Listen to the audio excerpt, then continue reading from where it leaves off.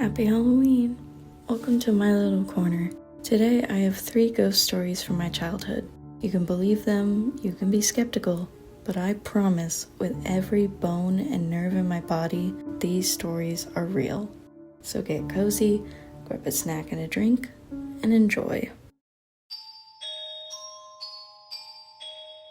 It was around 8 p.m. when we got home. It had been a long day of playing arcade games and winning cheap prizes in exchange for tickets.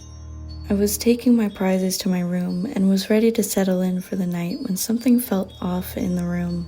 I paused, hand hovering, trying to find the light switch as I stared into the darkness of the room, the only light coming from the living room around the corner as it bounced and reflected off the walls. That's when I saw him. A tall, lanky figure emerged from my and my brother's side of the room. It was too tall to be anyone in the house, too skinny to be a normal human.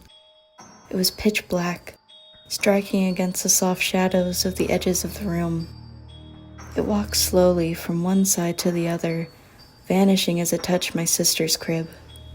My hand shot out from the room and I stared into the shadows, terrified that the skeleton man would come out and jump scare me. At last, my brother came up behind me and asked what was wrong. Not wanting to scare him, I asked if he was walking behind me. He said no, confused why I was asking. Then I decided to tell him about the shadow, and he laughed as he told me maybe it was him, even though he was nowhere near me within the short window of time it happened.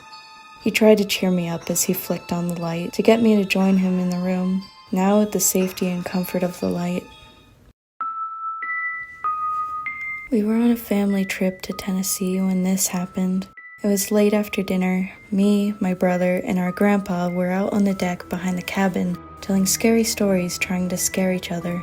Eventually, I needed to use the restroom and was too scared to go back inside by myself, so I convinced my brother to come with me. And thank God I did. As we were inside, we went back and forth trying to figure out if Grandpa was just messing with us or if his stories were real. We had gone upstairs for a reason I can't remember, but once we were ready, we started down the stairs. We were still close to the top of the stairs when it happened. It sounded like a man was heavily breathing behind us. Not like he was out of breath, just breathing like he was trying to scare us. Me and my brother glanced at each other just to check if we heard the same thing. It lasted no longer than a split second before we started booking it down the rest of the steps. We burst into the backyard, out of breath and terrified, as we tried to explain what had just occurred to our grandpa. He just laughed and joked as he told us that maybe he told us too many scary stories. And as much as we wanted to believe that, there was no way we could have heard the exact same thing at exactly the same time.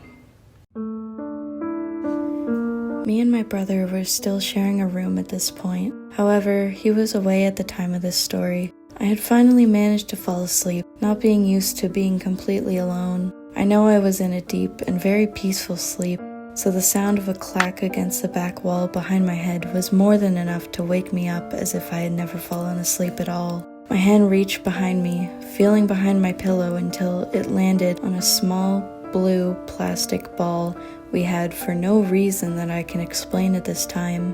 My heart nearly stopped as I realized what it was. It had been near the dollhouse we had in the room, right beside the closet on the wall opposite of our beds.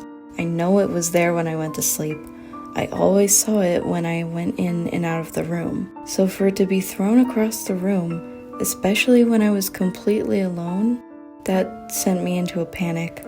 I grabbed my iPad and checked the time. 4:30 a.m. Suddenly, there was an overwhelming, painfully negative feeling all around me. Something was not happy with me, and I had no idea why. I had school in the morning. I'm sure this thing knew it. I didn't sleep the rest of the night and went to school paranoid. I didn't touch the ball. I left it behind my pillow. I felt like I had to, you know? I needed evidence. If not for anyone else, for my own sanity. This did happen. Eventually I forgot about it, but as we were moving and it was time for me to clean my room out, I checked for the ball and it was gone. I didn't move it, my siblings didn't move it, and even if our mom moved it, I feel like we would have seen the ball again, but it was completely gone. I still can't explain it. And with that, we're at the end. I hope you enjoyed the stories, even if you don't believe in the paranormal. I certainly enjoyed telling them. If you have any paranormal stories of your own, please tell me. I'll be in the comments like the gremlin I am. Anyway, that's all I have for now. Bye.